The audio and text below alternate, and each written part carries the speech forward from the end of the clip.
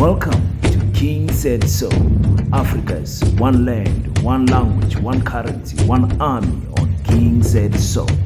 Africans can unite. Your Pan-Africanist podcast. Enjoy. EFF in Kimberley, EFF in Plaatjie University, EFF Francis Bad Region, EFF Northern Cape, Happy birthday, EFF, happy birthday. Thank you very much, President. Let me take this opportunity to greet all of you fighters, commissars, the PCT led by Commissar Z. Quinana, the PSCT, the CLCT led by President Sihle, Fighter Mafia, our councillor from Mpumalanga, the first councillor in Mpumalanga.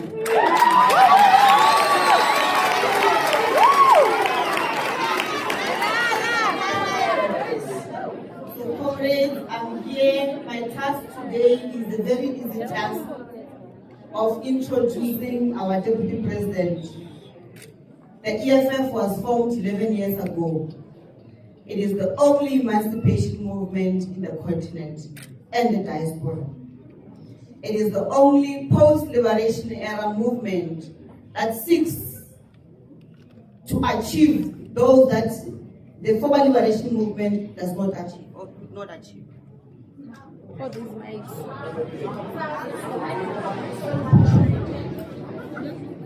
Yeah, maybe you say I must finish. Allow me to introduce a very disciplined, committed leader of our movement. A leader who leads from the front.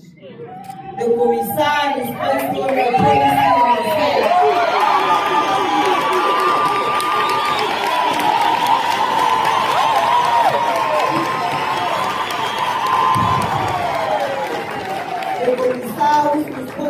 Policy and research in our movement to guide this revolution. A commissar who always reminds us that whatever decision we take as the EFF, we should be asking ourselves. We should be asking ourselves, how will this benefit our people? The second in command, Deputy President Floyd.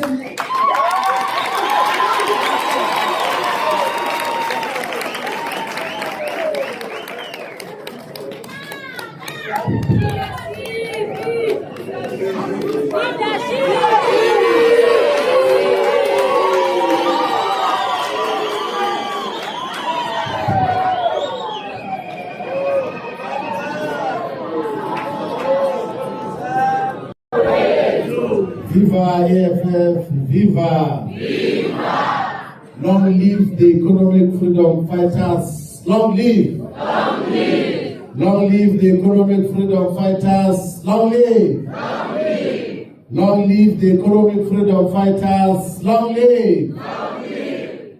Forward to socialist economic freedom in our lifetime. Forward! Forward! Forward to socialism. Forward! Amanda! Way two! Now, thank you very much, Treasurer General of the Economic Freedom Fighters, Commissar Ompile Mautwe. So, Commissar Ompile Mautwe was the provincial coordinator of the Economic Freedom Fighters, which was the host of the date that we're celebrating today, the 26th of July, which is the date that the Economic Freedom Fighters was founded. The leadership of the EFF Students Command, the Provincial Secretary of the EFF here in the province of Northern Cape, Fighter Z. Quinana. But most importantly, ourselves, fighters as ground forces of the EFF, we send the revolutionary greetings on behalf of the Central Command team of the EFF, on behalf of the entire membership of the EFF, we have been mandated that before we go to celebrate and mark the 11th years of existence of the EFF, we should pause and have this political school just to remind ourselves of where do we come from, so that we have got clarity of where we are going as a movement. And we want to take this opportunity to congratulate the students here in Plaatjie University for winning the SRC elections decisively and the entirety of the but also congratulate all the students who are the Students' Command, the EFF Student Command, for having done well in different SRC elections. What is very inspiring now, TG, is that if you look into the results of the 2024 elections, the EFF got to receive the highest votes in areas where institutions of higher learning are. So if you go to Ward 16 in Johannesburg, you can see the results that even in terms of the sequencing, the EFF received the highest votes in the areas around Wits University, in the areas around Walter Sisulu University in the Eastern Cape, in the areas, Ward 12 in Makana, where Rhodes University is. The EFF won the awards decisively. In Nelson Mandela and almost all institutions of higher learning, the EFF got to gain a lot of votes due to the role and the participation of the EFF Student Command. It looks like what we said when we opened the EFF Students Command launching conference, a launching assembly on the 15th of June 2015, that the role of students and student command is to reproduce yourself. Such a task seems to be finding expression now. Because the simple message that we said is the role and obligation of all the students in the EFF is that you must reproduce yourself politically and ideologically. You must give birth to yourself. That you must be able to make everyone else see society and understand society in the same way that you do. So fighters, this is definitely a political school. It's a political lecture where we are going to reflect on some of the issues that define the Economic Freedom Fighters. What is this organization, the Economic Freedom Fighters? What are its manifestations? How does it manifest itself? How does it exist? When you talk about the EFF, what is it? And we have to do so because from time to time, if not consistently, we should always ground the work of the EFF in proper and sound revolutionary theory. So Vladimir Lenin, whom the Leninist character of the EFF is inspired through, says that without the revolutionary theory, there cannot be a revolutionary movement. So the EFF is an organization that is always inspired by revolutionary theory, so that it can be guided into proper revolutionary action. It must do what Karl Marx says, that you can't just go into practice without proper theoretical grounding. And you cannot just exercise theory without combining it with practice, because such will lead to sterility.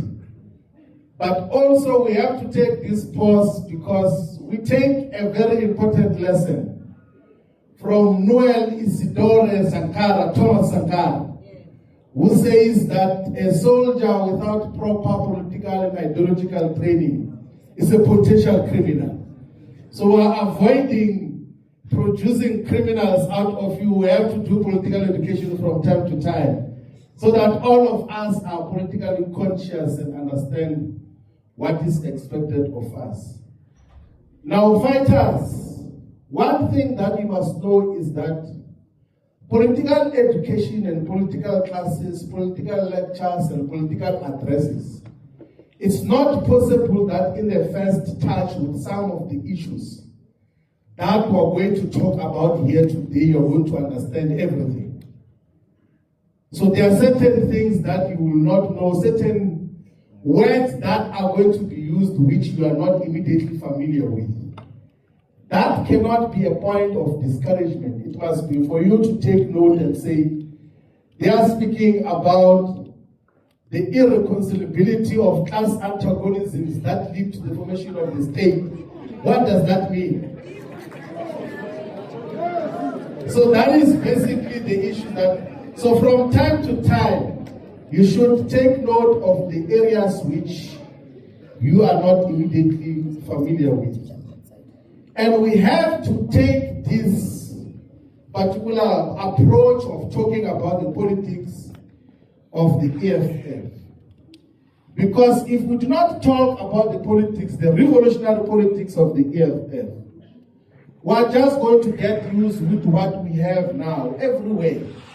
We will not realize, we will not develop adequate class consciousness and awareness that we have to fight on to bring about true emancipation in our lives. You know, there's a revolutionary whom we must take note of and he must go and study further, called Assata Shakur. She says that people get used to anything. The less you think about your oppression, the more your tolerance for it grows. So the more, when you don't talk about your conditions, you will end up accepting what is not supposed to be. You will think that everything else is normal when it is not normal. So that is why we have to do that, to speak about our conditions. Now, I have to talk about this because it's also very important that the part of the reasons why we have to give political lectures and talk about our politics is because political education in its very nature has got a very important role to play. One is that political education is an important instrument, one, to raise your levels of class and political consciousness. So for you to understand where are we fighting? When we say we're fighting, we're in a struggle for economic freedom. Who are we fighting against? What are we fighting for? You need proper political consciousness, awareness of where we're fighting. Number two, political education is very important as an instrument of persuasion, as an instrument and mechanism of persuasion. At the end of everything else that we say as revolutionaries, the most important tool that we have is our ability to persuade, to convince other people. So even if your method of struggle to take political power is going to be through armed struggle, you still have to convince people that your cause is just. For you to take political power, to win elections, you must have the power to persuade, to make people see the world and understand society and the immediate circumstances through persuasion.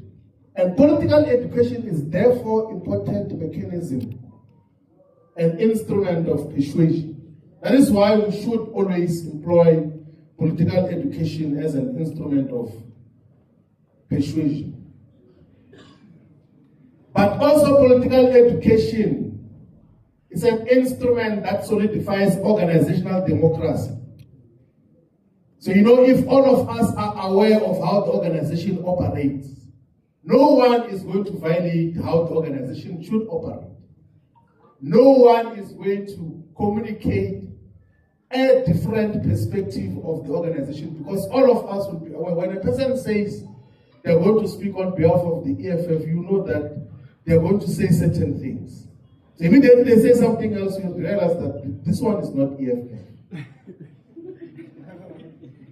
So political education is a very important instrument of that. It's also used to define our politics. It also helps to build on our campaigns. It also assists with consistency. It also helps with consistency in terms of how we get to articulate our positions. So you know that even if you go and check what you could have said in 2014, you know that because we're still within a politically clear and educated perspective, you know that there is no way I could have said something different than what we're saying now. That is the most important thing that we should always highlight when we're talking about the importance of political education. Now, this university is named after Solomon Tekisho Mkhodi, who was the first Secretary General of the South African Natives National Congress.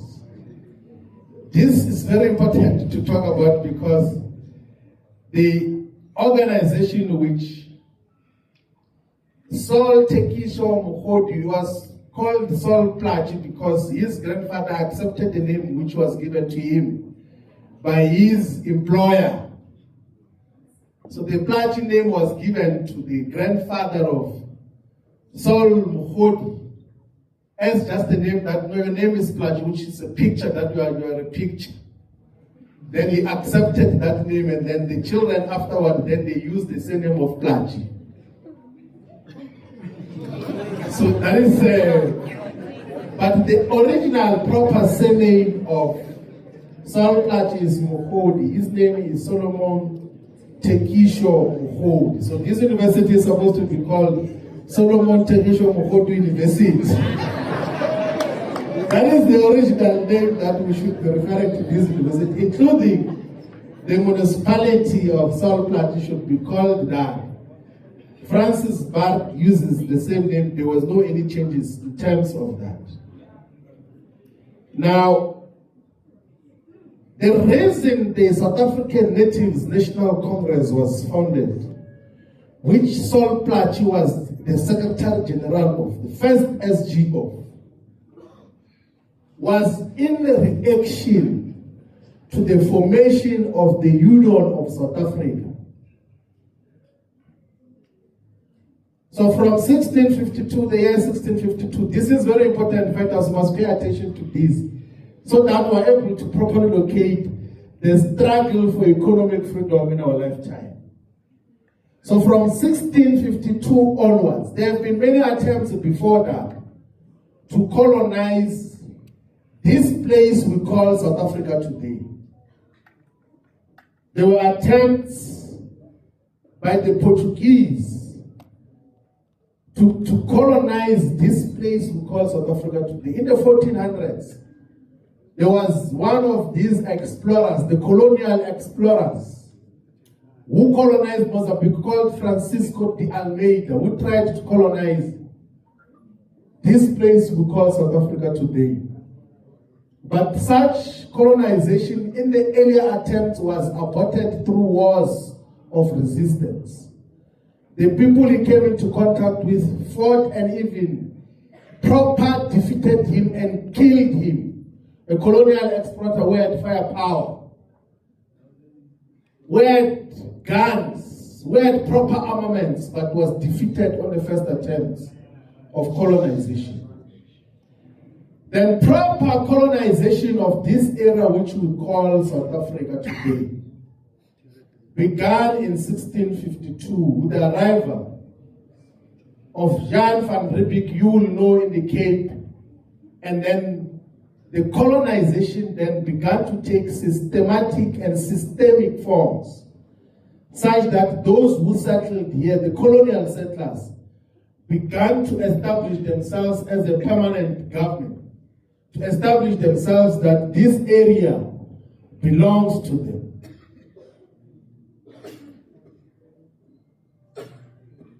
Now, the most important thing which you will get to know that the first area that they got to largely occupy is the areas which are called the Cape now. Eastern, Western, and Northern Cape. And this province of the Northern Cape plays a very important role in the history of South Africa. Because when diamonds were discovered in the 1800s, in the mid-1800s, the number of colonial settlers began to come in numbers to say there is discovery of diamonds in a place we're going to call Kimberley. Then there was now a diamond rush where a lot of colonial settlers began to say, let us go and get the diamonds. They say there's diamonds in there. This big hole, which is few kilometers away, if not a kilometer away, was such that it's a product of the diamond rush. In the beginning of the discovery of the diamonds, it was still at surface level. You did not need huge machines and sophisticated systems to get the diamond. Everyone else was allowed to mine the diamonds. Black people and white people. But the rush of the colonial settlers intensified that. Let us go to discover the diamond that we need in that part of the world. And the most important thing that we want to highlight is that then the white component of the diamond rushers, those who were rushing for diamonds, then said, let us pass the laws as to how do we mine the diamonds here.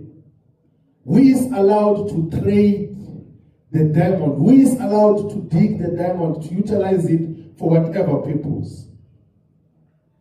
Anchored by the then governor of the Cape Colony called Cecil John Rose, they said, from now on, black people are not allowed to mine the diamonds. So the first coded laws about economic exclusion was done by a chamber of business here in Kimberley to say black people are no longer allowed to. The law doesn't permit that black people should dig the diamonds.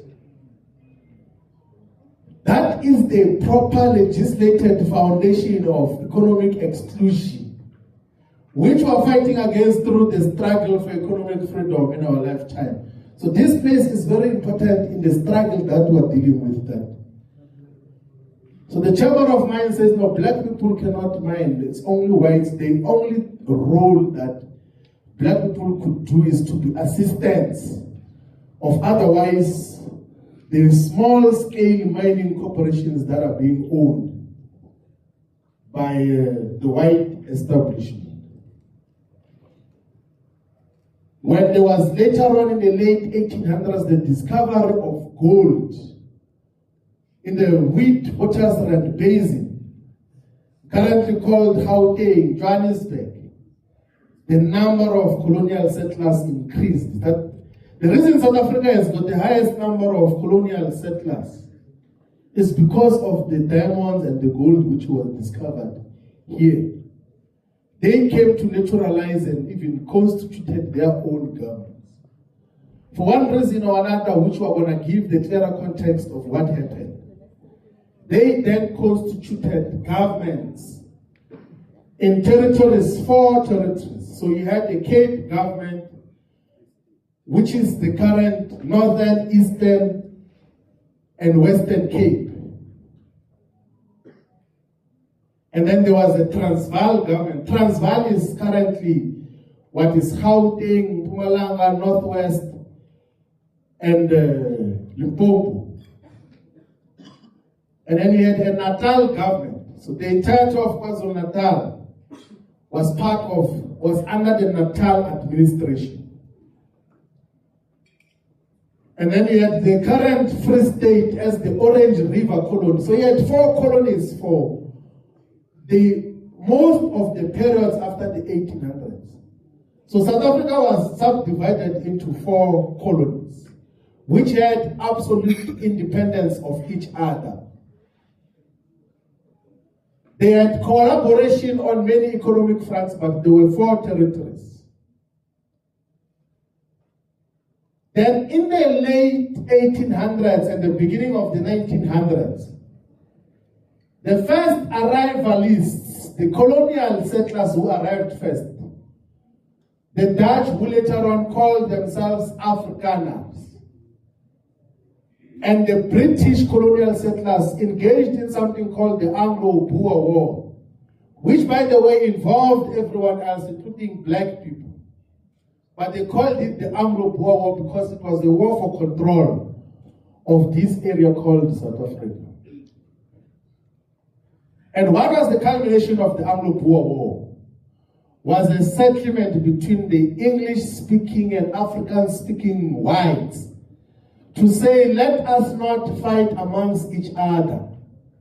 There is enough wealth for all of us here. Let us constitute these 4 colonies into one country. Let's unite these 4 colonies into one country, which will be based on white supremacy and common oppression of the black majority. Are we still united, fighters? I need unity today, like throughout, real unity. Then they say, let's constitute one country out of the 4 colonies. And then it was called the Union of South Africa. And because of the military protection of the British Empire, they had to go to the British Parliament to pass a law of the Union of South Africa Act, 1909. So in the year 1909, the British Parliament, I'm sure it's still a law there, it's not repealed. The Union of South Africa Act, which said that we're going to establish one country, the Union of South Africa, which will be based on white supremacy and the exclusion of black people from meaningful economic participation, on racism, on treating of all black people as nothing but suppliers of cheap and easily disposable labor, of non-recognition of the political rights of the black majority, of treating all black people as subhuman, to say, no, we're going to rule over them, but they can't vote. That is the foundation of this Union of South Africa, founded on racism. After the Anglo-Boer War, then they settled to say, let's form the Union of South Africa. 1909, the Act of Parliament in the British Parliament. The Union of South Africa Act of Parliament in 1909. And then this Union of South Africa was launched on the 1st of May 1910. Now this is very important because I want to illustrate where Plaatjie and them come in.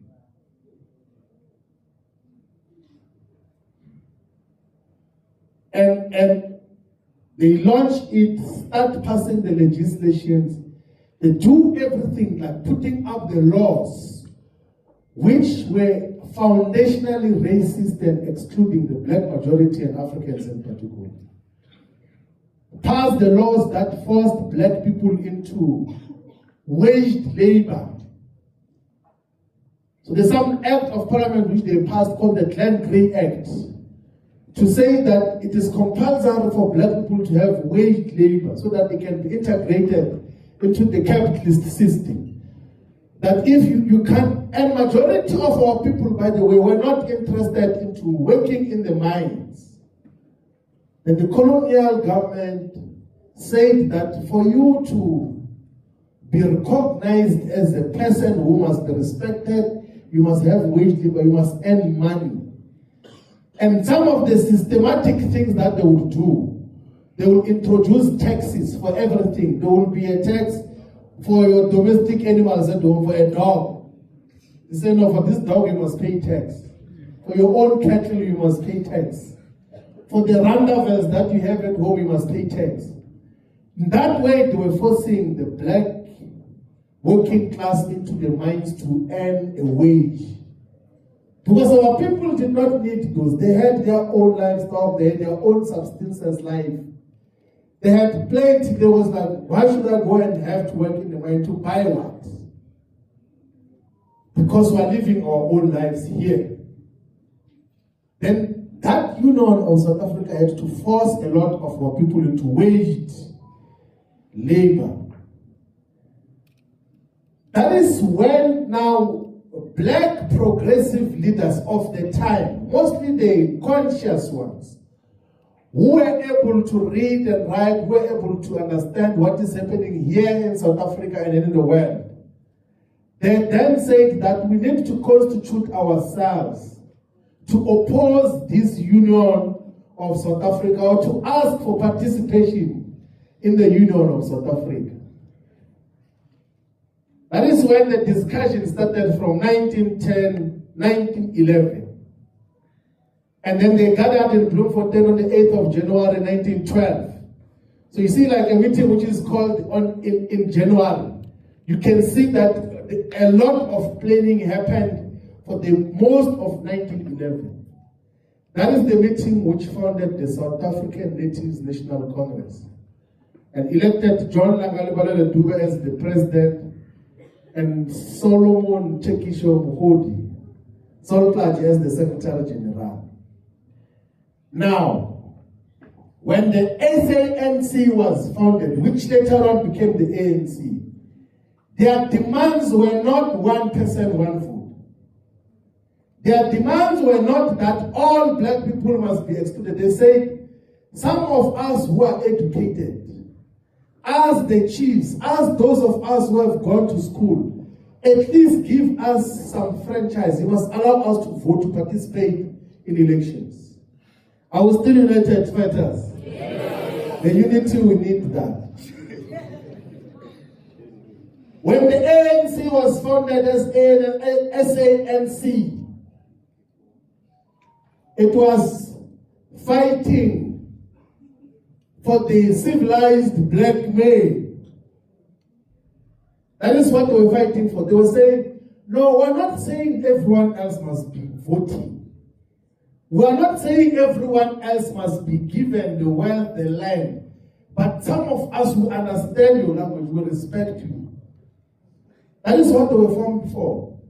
And because South Africa, the Union of South Africa was founded through the Union of South Africa Act in the British Parliament, their methods of struggle after formation in 1912, on the 8th of January, they sent a delegation to Britain to go and ask the royal family there to recognize a certain section of society as human beings. So you will see a photo where Plaatjie is there, John Langalibalele Dube is there, wearing three-piece suits. They went to the Queen to say, no, we are actually presentable ourselves. Just recognize us into this Union of South Africa of white only. So despite the fact that their initial and foundational demands were nowhere close to revolutionary, they perceived themselves as revolutionaries at that time. Because they were saying that at least if some of us are in, we will try to represent everyone. That is the nature and form of struggle that the African National Congress took for most of the years, from 1912 onwards.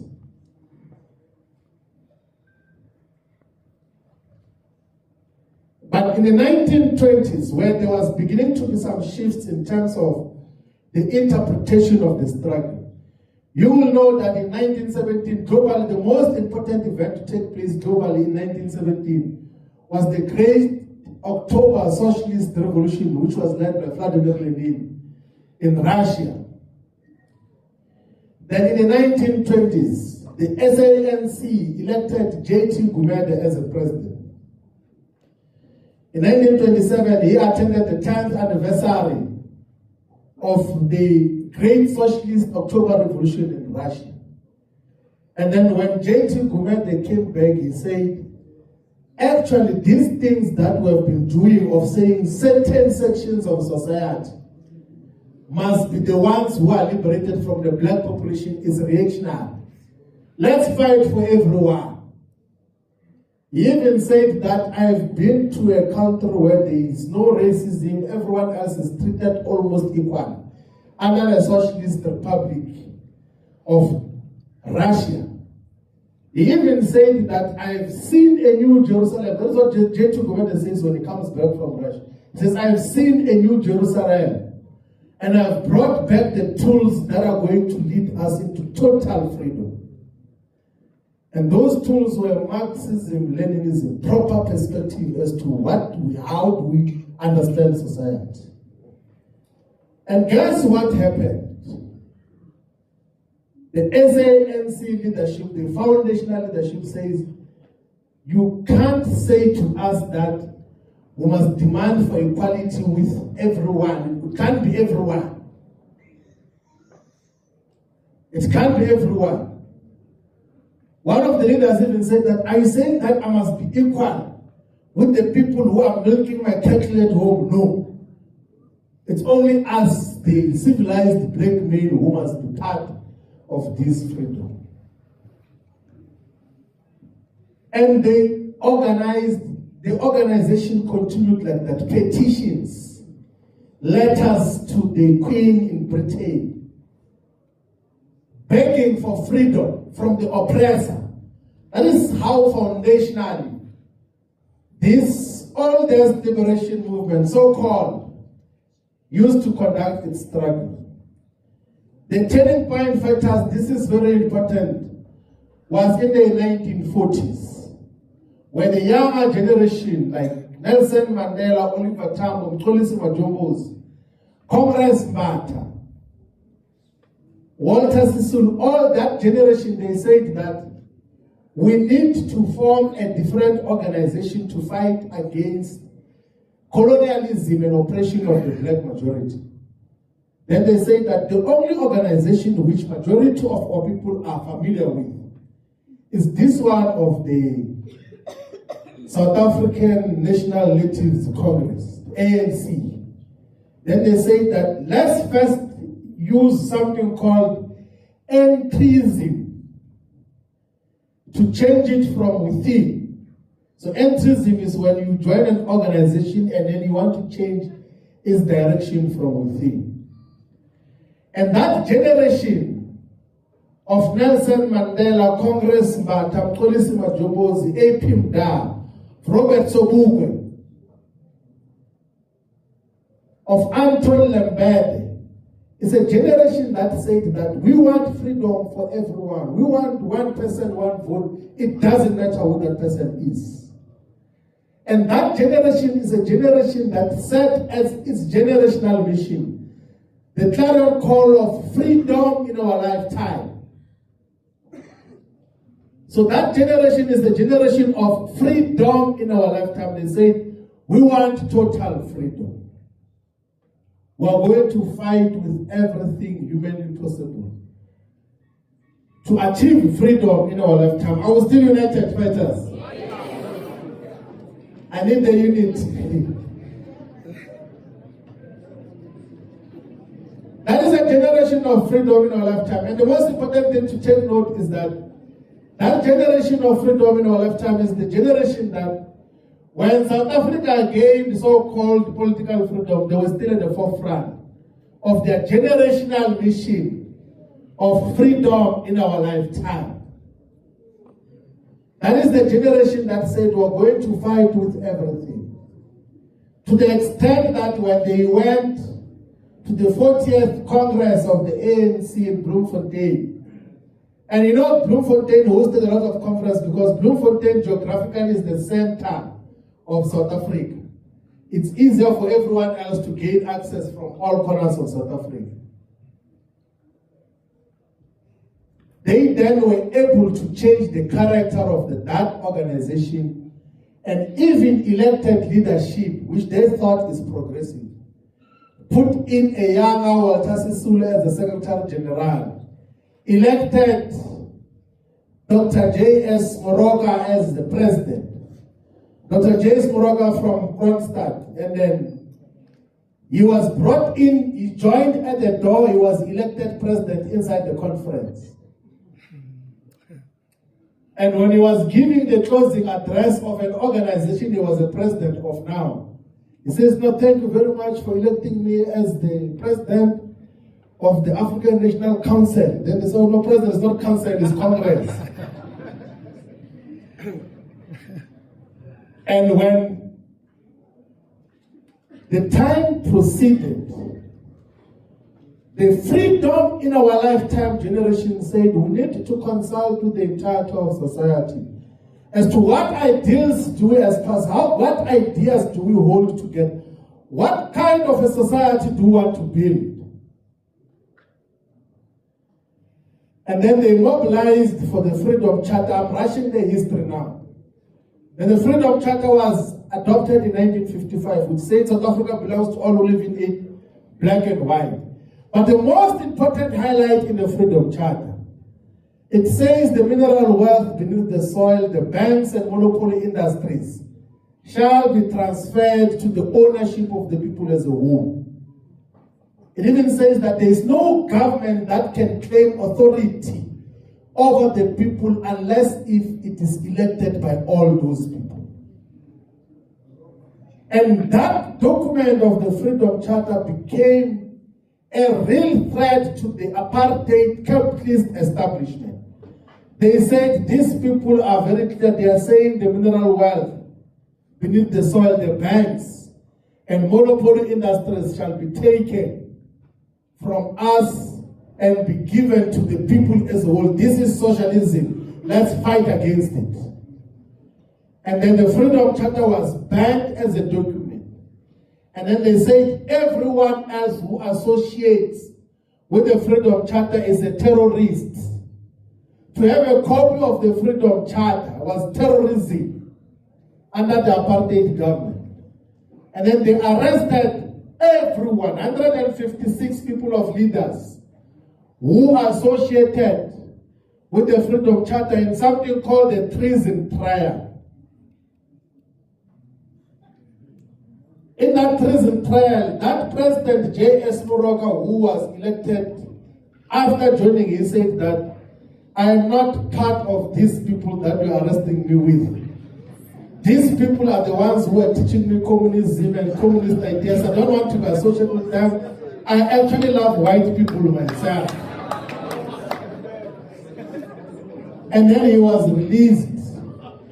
The treason trial did not succeed to convict those because the court said that but these are political views. But the Freedom Charter then became a rallying point for the liberation against apartheid for the very long time. All the formations that got to be founded were associating with the current calls of the Freedom Charter. The South African Communist Party got banned in 1950. Then every other organization that associated with the Freedom Charter was banned in 1960. And when it was banned, then there was a decision by President Nelson Mandela, part of the freedom in our lifetime generation, to say that if these people are not allowing us to exist politically as a legal organization, we are going to take up arms and take political power through any other revolutionary means possible. So you see in the constitution of the EFF, it says that we are fighting for political power, yes, through elections. But we are also fighting for political power through any other revolutionary means possible. We'll explain what is that. Then President Nelson Mandela is the one who went to training in Tanzania, in Algeria, and founded in 1961 Umkhonto weSizwe as an armed wing to fight against apartheid. To say that these people are not allowing for the organizations to exist peacefully. Let us fight against them physically.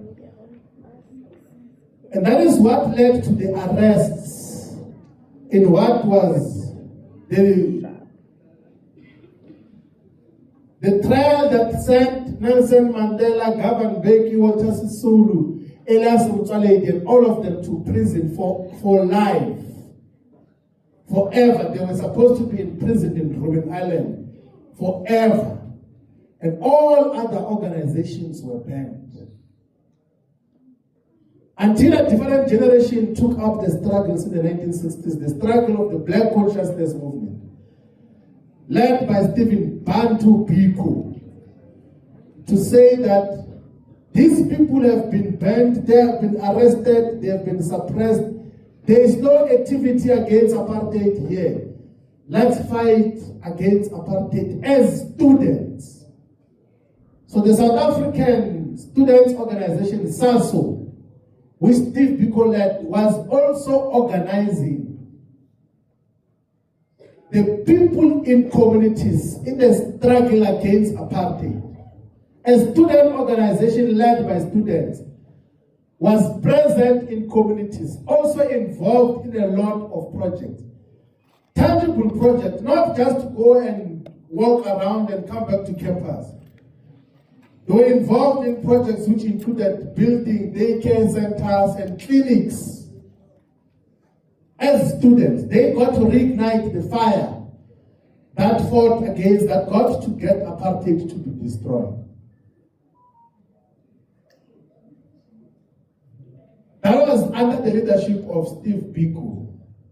The June 1976 was inspired by the Black Consciousness Movement. Almost everyone else was organized in South Africa in the post-1960 period of exiling the liberation movement and of arresting most of its leaders. Almost everyone else who got to be organized after that were organized under the banner of the Black Consciousness Movement of Steve Biko. And of course, they got to suppress him. But he had already sown the seed that brought apartheid to its knees. Because June 16, 1976 was inspired by the Black Consciousness Movement.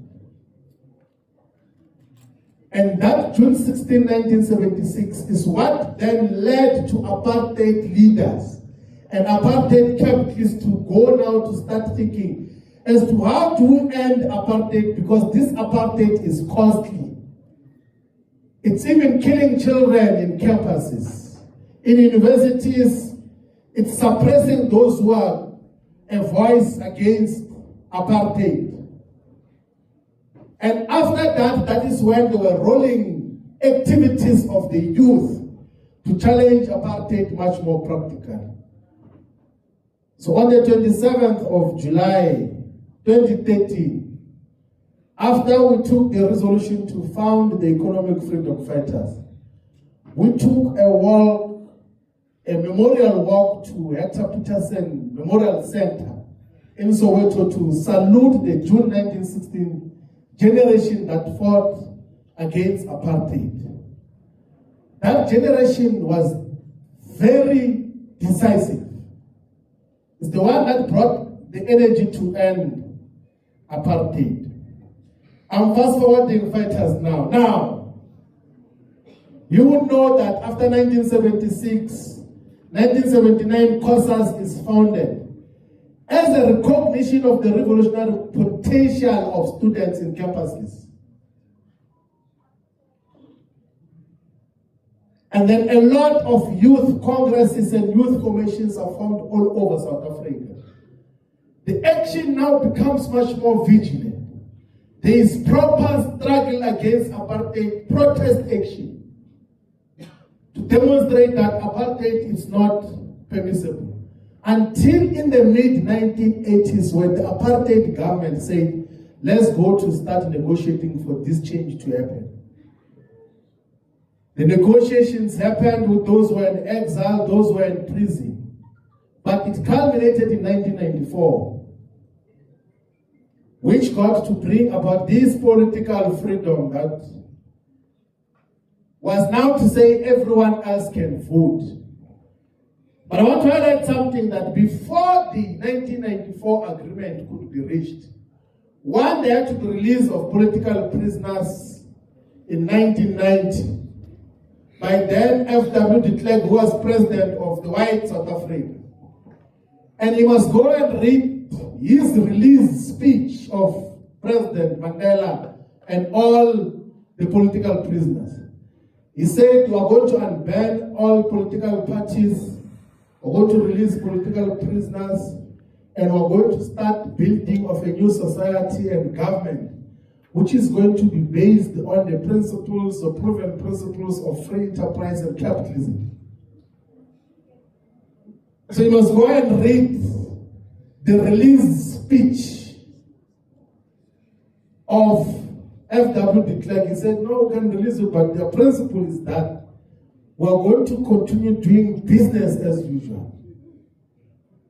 Actually, in the 80s, Anglo-American had released a perspective of what are the scenarios of what is going to happen. They had said that at the end of the day, we think that negotiation is going to work and rhetoric is going to be dropped and we're going to continue doing business as usual. The capitalist establishment said, no, can give them political power, but the economy can't let go of it. And in the negotiations that happened, the Cordesa negotiations to negotiate for South Africa to have its first inclusive elections where black people were going to vote. Once they had agreed on everything, on the economy, that the economy won't be touched, once they had agreed that the land won't be touched, they still could not announce the election date. Because amongst the white establishment and capitalists, they said there is only one problem. And that problem was called the Chris Hani problem. They said this Chris Hani has not been coming to these negotiations. He's not part of our agreement. And he's very popular amongst young people. He's on the ground. Mandela is very old. What will happen after Mandela? What if this Chris Hani takes over and then he reverses everything? He's a self-proclaimed socialist communist. He's the general secretary of the South African Communist Party. In the recently held Congress of the ANC, for additional members, he had the highest votes. You can see he's popular everywhere. What should happen to Chris Hani? On the 10th of April 1993, Chris Hani was killed by Janusz Walus from Poland. And he was arrested with Clive W. So Clive W. The court says it's only two people who plotted to kill Chris Hani and then they killed him. It can't be two people. So you see the current Minister of Correctional Services here in South Africa in the Government of National Unity was a personal friend of Clive W.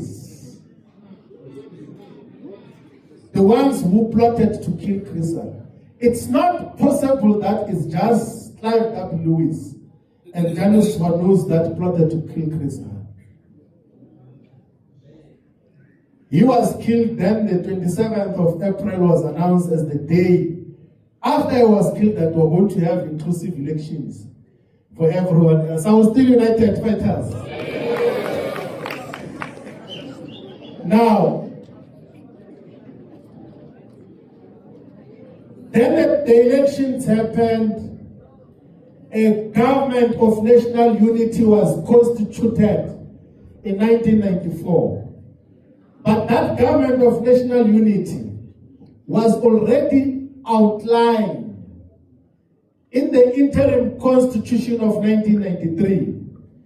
That constitution said that if you get more than 20%, you are entitled to have executive deputy president of the state. If you get above 5%, you are entitled to be in cabinet.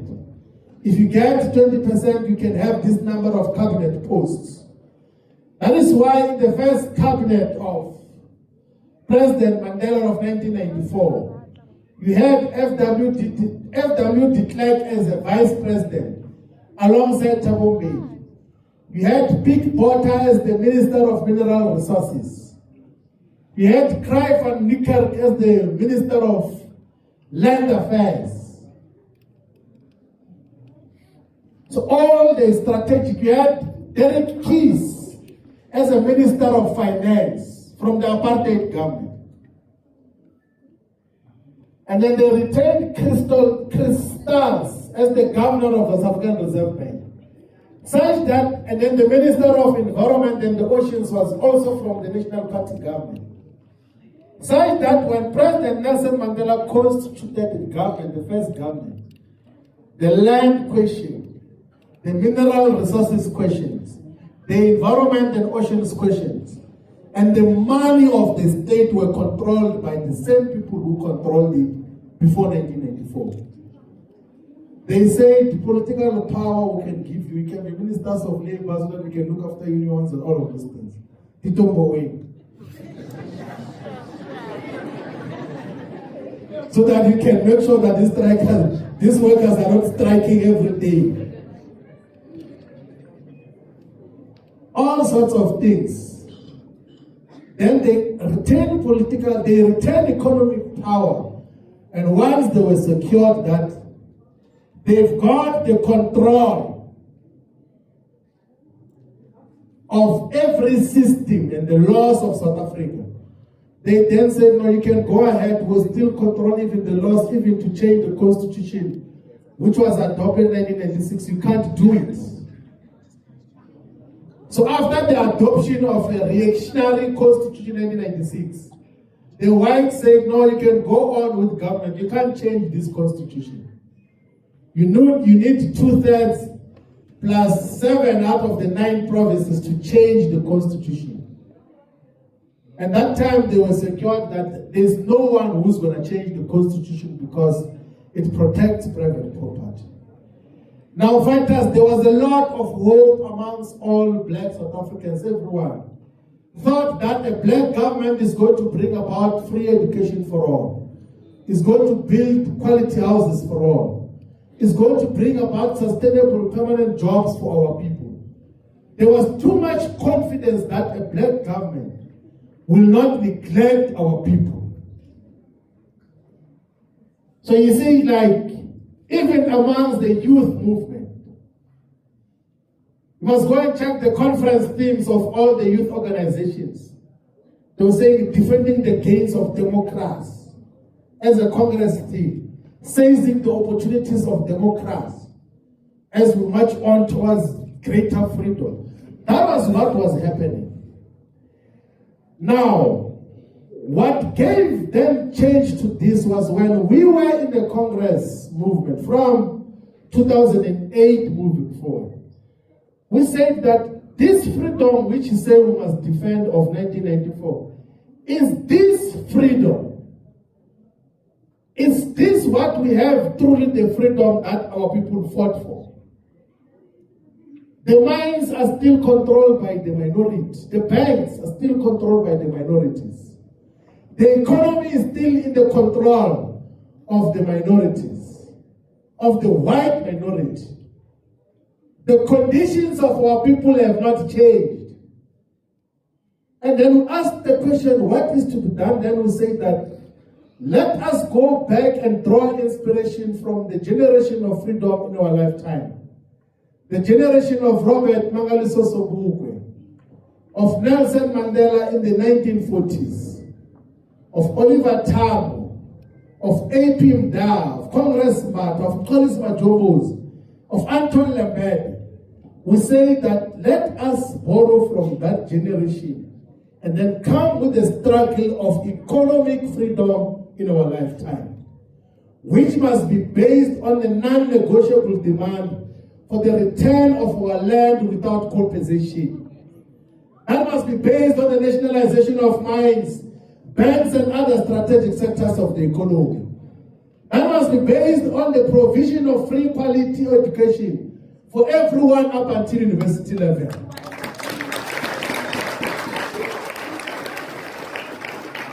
That must be based on building a proper developmental state that is going to empower the entirety of society and also play a role in the development of the African economy.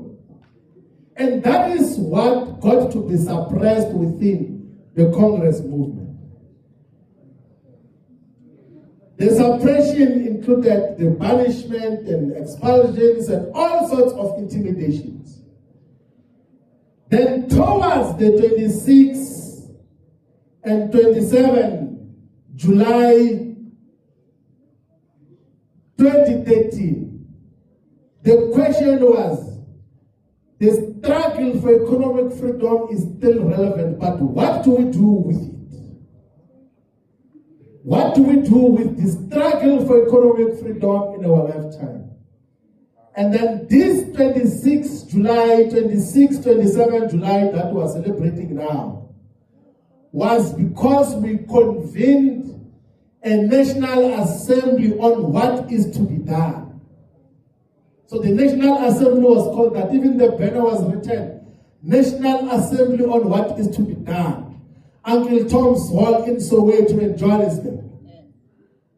And there were three questions that were asked in that particular conference. Do we continue with the struggle for economic freedom? One, as a non-governmental organization that doesn't contest any political power.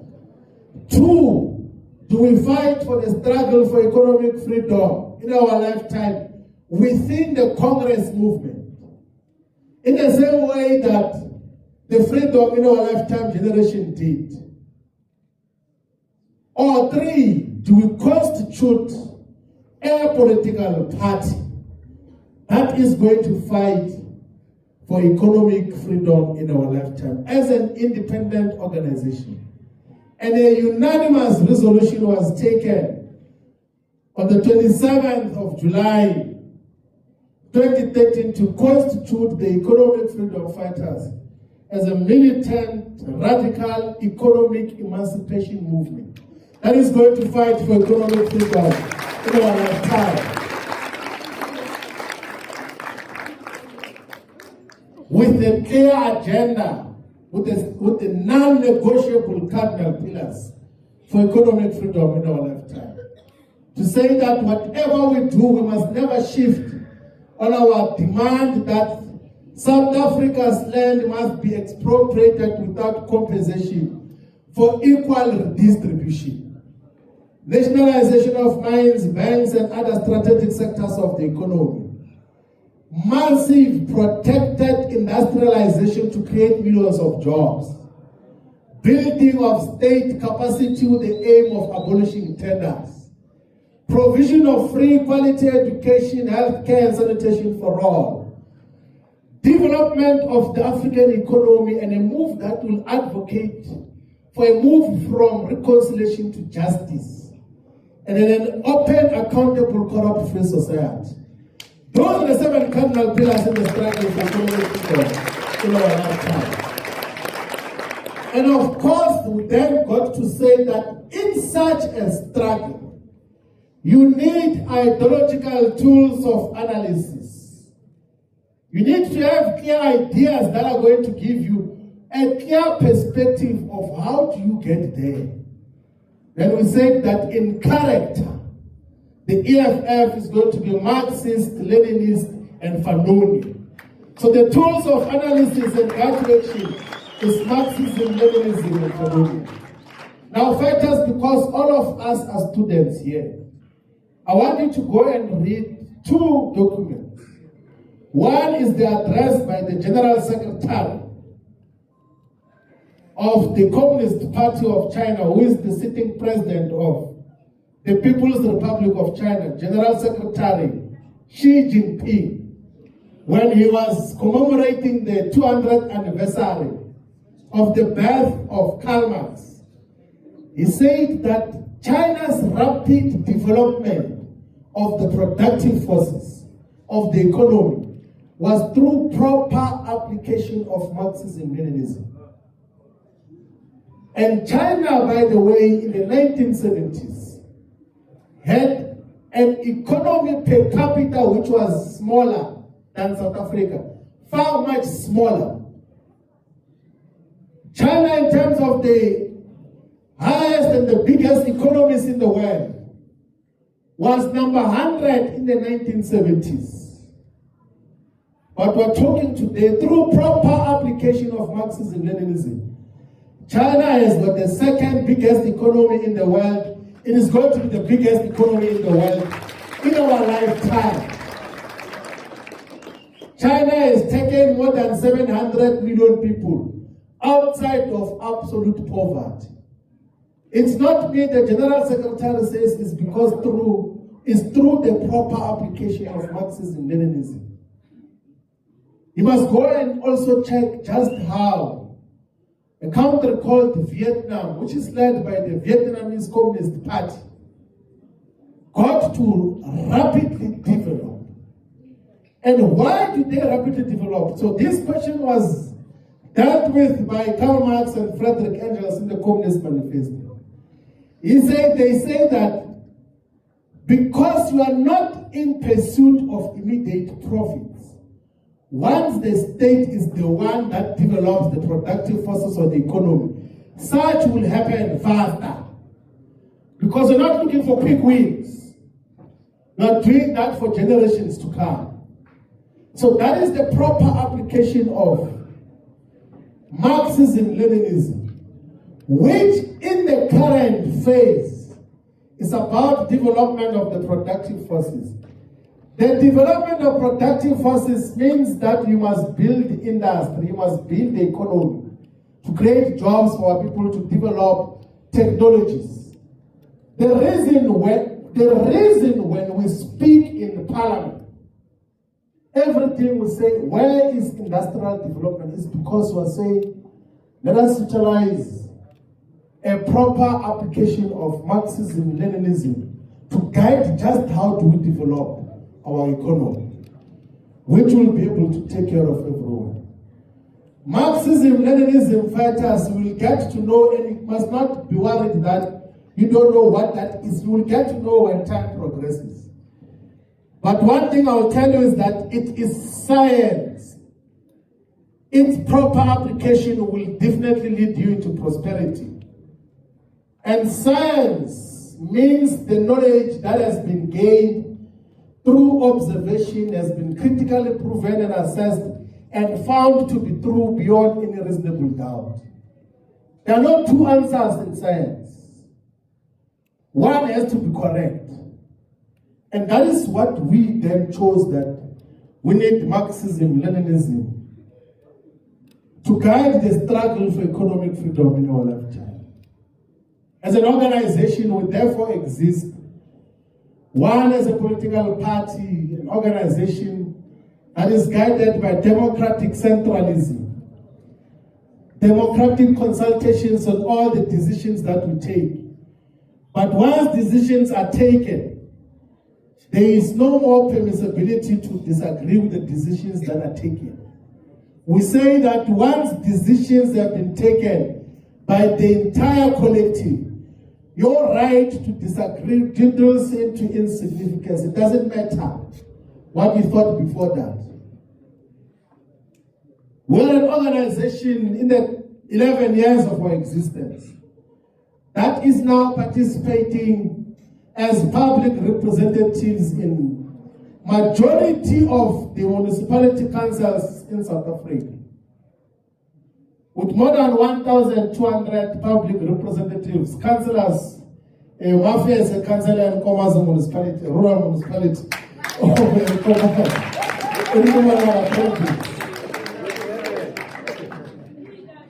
Which has got a lot of potential if there can be clear direction that must be given to Komazi. We exist, so I did say in the beginning that the organization has got different manifestations. One, it's an organization, it's a political party, a democratic centralist political party. It's an organization in government. As representatives in councils, as government in the city of Johannesburg, in the city of Ekurhuleni, in Mogale City, Nelson Mandela Bay Metropolitan Municipality. We almost became teaching, we almost became government as well this year, if certain things should have happened differently. But we took a decision not to participate in government alongside reactionary forces. That is the decision that we took. But we will still have to answer as to how do we participate in government under the current circumstances.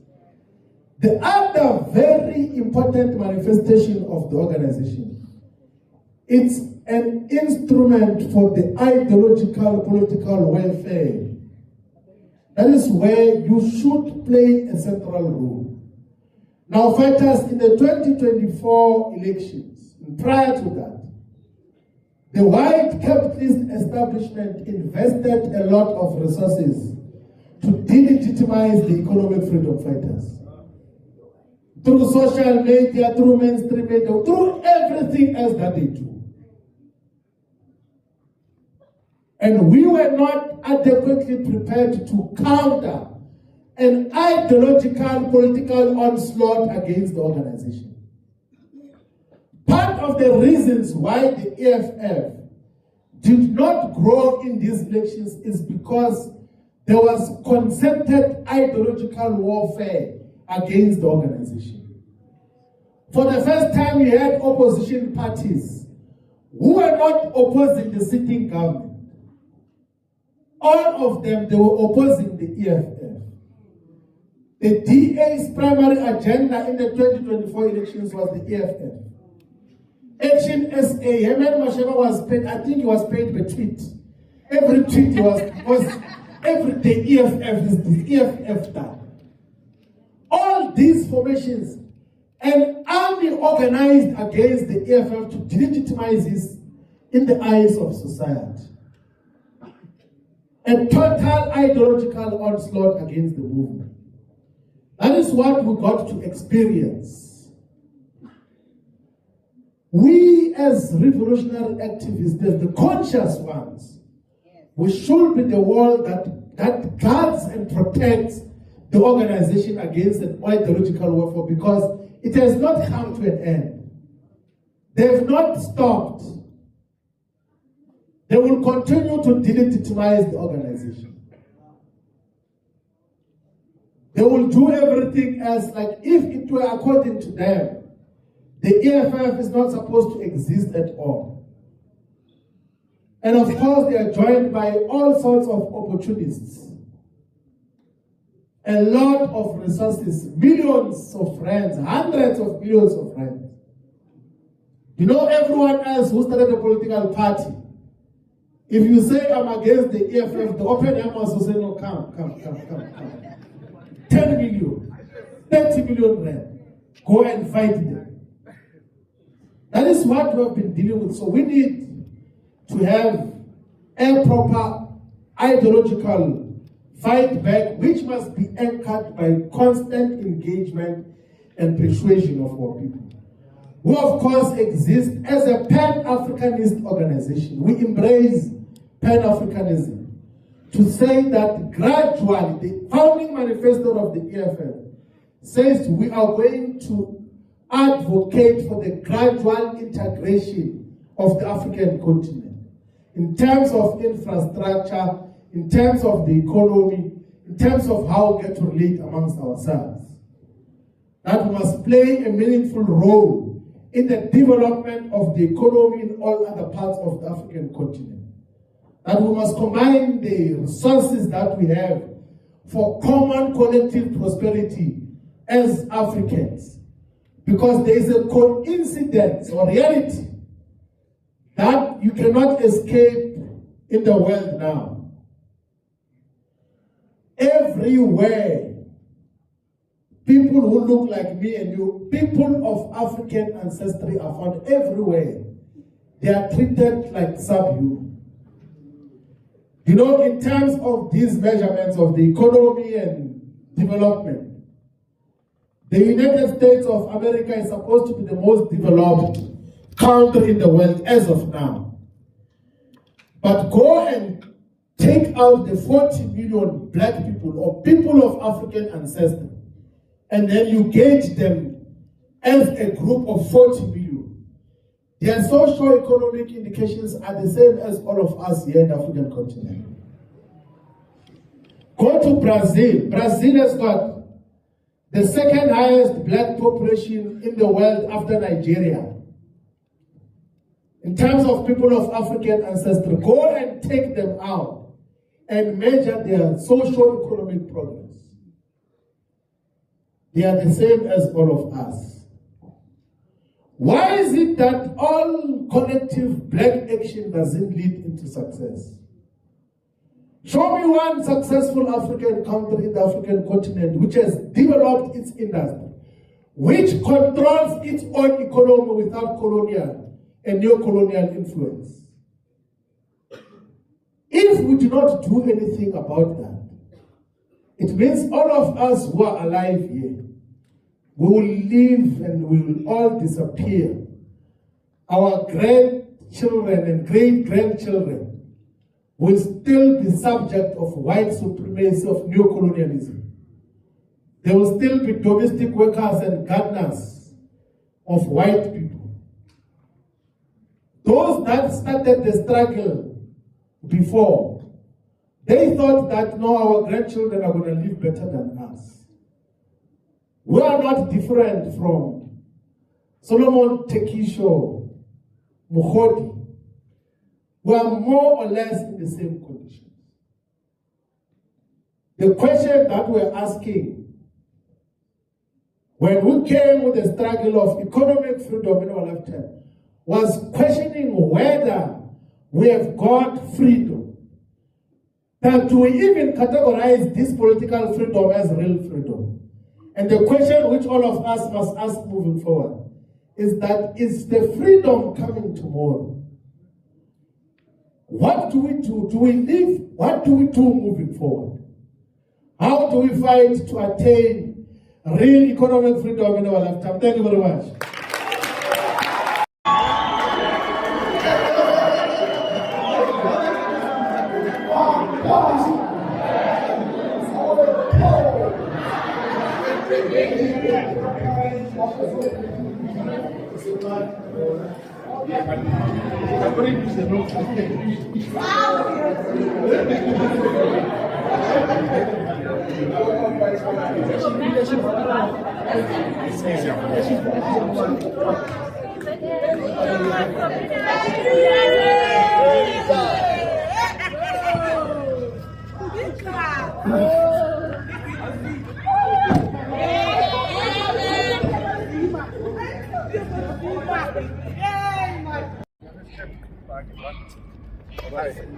Colonial leaders, Yes. are you happy with the program today? Of course, we are very happy. 100%. The show up was very tight. The show up was more The than hall expected. was too small. Even tomorrow, we're going to fill it up.